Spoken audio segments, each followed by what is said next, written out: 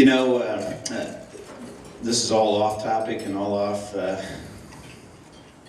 notes today, but we did have a lot of failure, especially around in business. And really, failure in business is what kind of trademarks my faith journey more than anything. And I always pull my wife into this like it was her inspiration. I usually found that she was being drugged by her heels into the stuff I thought was really neat and opportunistic. And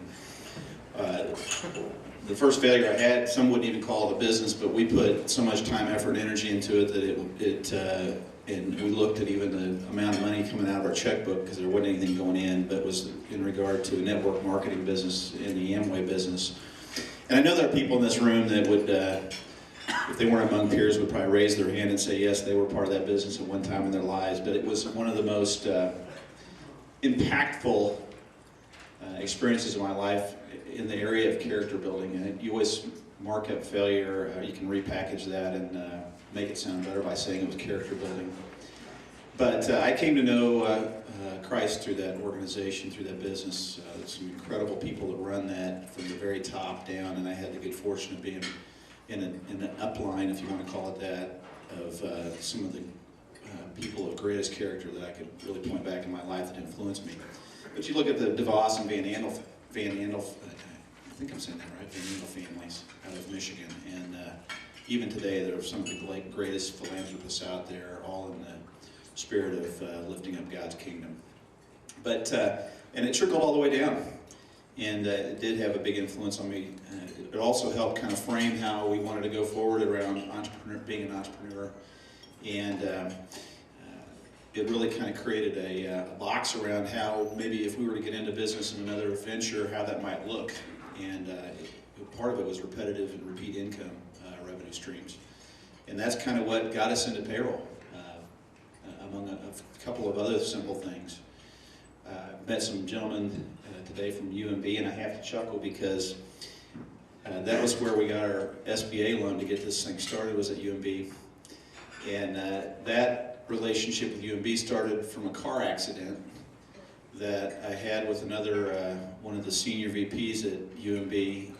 His name escapes me right now, but we had a crash on 18th Street, just north of where road turns into 18th Street.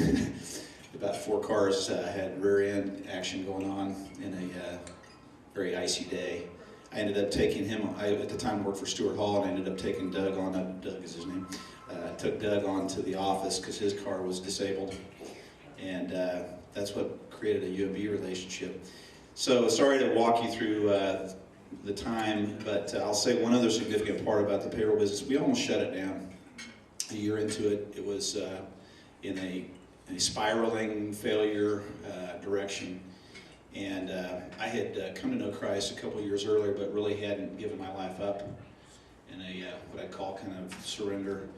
And I'm not trying to get too stained glass on you here, but I remember sitting out in front of because our office was in Suite B of our residence, which translated to basement. And I remember sitting out front in my car at the time, and I just said, you know, I don't want to have another we failed conversation with my wife. This is second time around, and I just held the keys up to my car and said, you know, Lord, if this is supposed to work, you drive, I'm done. You insert the key, you drive, I am done. I'm going to be co-pilot here. I'm tired of failing. And I even today carry this, you can see a cross image on top of a key. On the back is inscribed Christ as the key, because that really is the story of my faith journey when I gave up the keys of my life to Christ. And the sky didn't clear that minute, but a lot of things started going better. And we had a number of circumstances, people, clients, employees come on board our team that dramatically changed the direction. And sometime not long after that, we shifted gears strategically, and not too long after that I met Troy. And I really got a boost in my ego when he said, we'd like to buy you. I'm like, golly, I must really be somebody. Little did I know that it helped his quota, so that's all it was a quota move. Okay, well listen, I guess there's some segue into this. The way you see life shapes your life. Now listen, you've got a handout I hope everybody can grab one. I hope you brought a pen. I hope you're able to walk away today with some notes here that'll be that'll resonate with you. Maybe something you can look back on.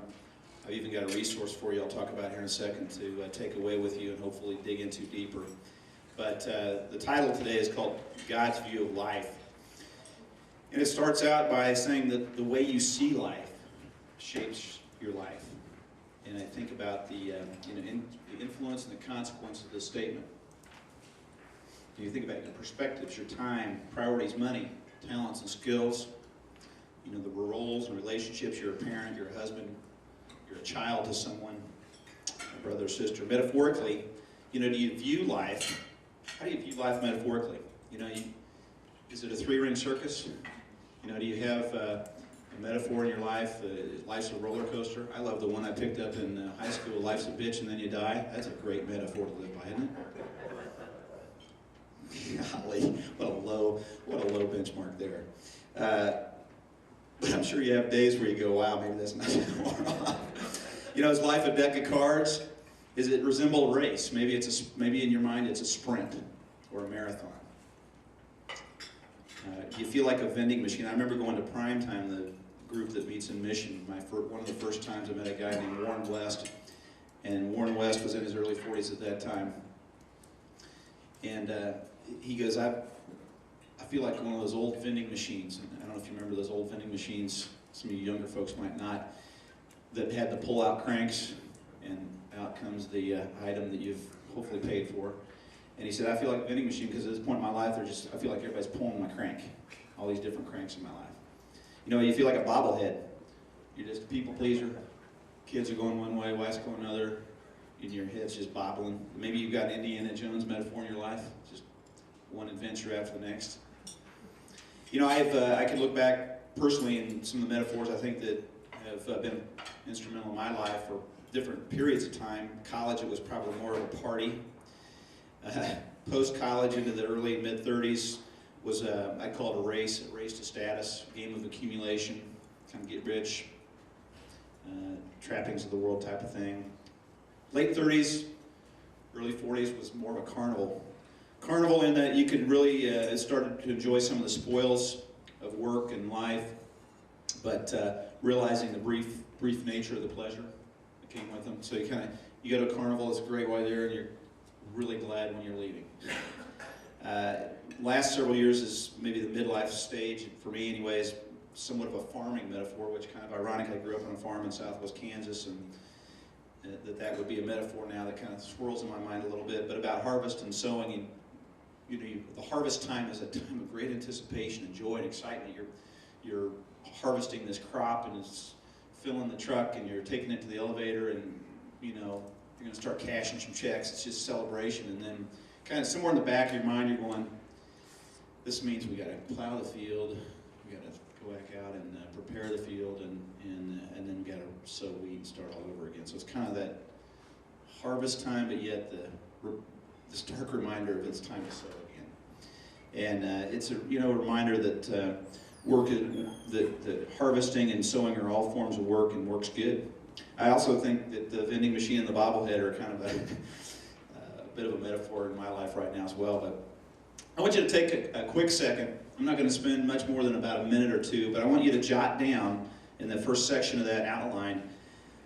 Take a second, just quietly, think about some things that have been metaphors in your life up to this point. What pictures, what images have influenced your life?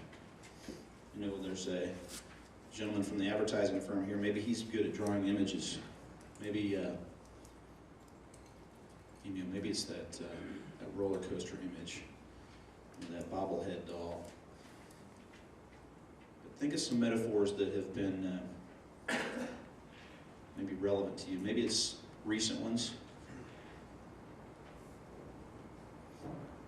Maybe it's something that's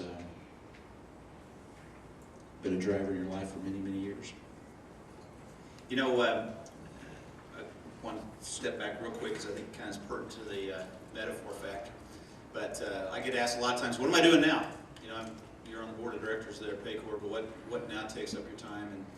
And I get the good privilege of being able to work with different philanthropy activities. I'll talk about one here in a minute, but one of the things that I'm involved in right now, it's just a very recent development, and I'm excited about, although I'll tell you I'm scared to death about, is producing a major motion feature film for the big screens. And I'm set up with several partners who've already done a lot of the legwork going into this thing, and it's something that's going to be in this similar genre of like a Fireproof or Blind Side that has a faith message, it's kingdom-oriented, hope to shape culture a bit around God's love idea, but you know, it's something that's going to, for it to ultimately be successful, God's going to have a huge hand in it, and we think we've got good elements and pieces and parts for it, but you know, that's a high-risk industry, but it's also one that can have a lot of impact. We know how important and how influential media can be to having cultural impact, and so that's something that I'm excited about. But I'll tell you the truth, it's not something I have, you know, a great stand before you with great confidence. So I'm prayerful about that. But you know, as you've been thinking about metaphors, I mean, I think about metaphors and even how that influences what I'm doing now. But you know, Troy talked a little bit about a test that he and his wife are feeling right now around this situation with the foster child, and that's the first item on the list, is that life on earth is a test. And today I'm speaking to you out of a book that has really been one of my all-time favorite reads, and it's a book called What on Earth Am I Here For? And I'm guessing that many of you are familiar with this book, have maybe even read it. It is actually, Rick Warren is the author. He excerpted the first 7 chapters out of Purpose-Driven Life. And so what we're talking about today, as far as God's view of life, is tucked in the latter half of this book. And I've got a number of copies over here that are available to you guys. I've just asked maybe if you grab a copy of it, and I really think that would be a highly recommended idea. Grab one of these copies, but throw a couple bucks in the cookie jar for the folks that help plan this event and help offset any additional costs they may have. I've given away hundreds of these to employees, to friends, to other business owners, other individuals in the community, and people that I cross almost anywhere. It's a phenomenal book and has just some great meat to it. And so hopefully, not only do we cover some of this material meaningfully in this, but you have a resource you can take with you as well. In this section, in this context of God's view of life, life on earth is a test. And we see multiple accounts of people that are tested in the Bible. They're tested with their character, integrity, obedience, faith. Some of the successes we see are Abraham, Joseph, Daniel, Paul come to mind. But we also see many failures. To name a couple, just Adam and Eve, King David, Peter. There are countless more examples of, I call, failures in the Bible around this metaphor of that life on earth is a test. We're always being tested, and our character is being developed and revealed. So when we talk about these character developing opportunities and situations in our life, I really couch those in times when I've experienced failure. I often learn more out of failure than I do in times where I've had success or achievement. Nothing's insignificant. You know, the Bible mentions over 200 times different reference to tests, trials, temptations, refining. I've found there's kind of a couple big buckets. One are the constant tests. The other are instance tests. A constant test, for example, in my life at least, is in areas of stewardship. You know, what am I doing with my time, talent, treasure? That test is always there in that category. Faith and trust. Am I fully depending upon God? Or am I, like I often do, grabbing the fire hose of life or a project or a situation and I'm trying to take full control of it? Is it me or is it Him? And then the last one's attitude and disposition. You know, do I have a spirit of love and service? Or do I kind of get wound up in a selfish little ball and funk and start kind of looking too much in the mirror about, oh, poor, pitiful me, you know, all my circumstances and problems? What's my attitude and disposition? Those are constant tests that I wrestle with, personally. What are yours? the instance tests that hit us daily. You know, Friday night I'm working on a little excerpt of our business plan. This is like a 40-page business plan, right? I've been working on for some time around the film project. And I go to the Microsoft Word, drop down, and I think I'm going to save as, right? Well, I hit the save inadvertently, and I wiped out 90% of the business plan. So I'm like, okay, that's real nice. And I just, you know, it was a test right then. I happened to see this sitting on my desk corner. I'm like, okay, that's convicting. I'm going to talk about this on Tuesday, so how am I going to react? I was up till 2 in the morning Friday night. Really didn't want to be. Story I could tell you on a hunting trip at the end of January I took with my son. And, you know, this is a little test, right? We were at dinner, and I was kind of in a big toot. Wanted to get down the road. We went out to Dodge City area and hunted.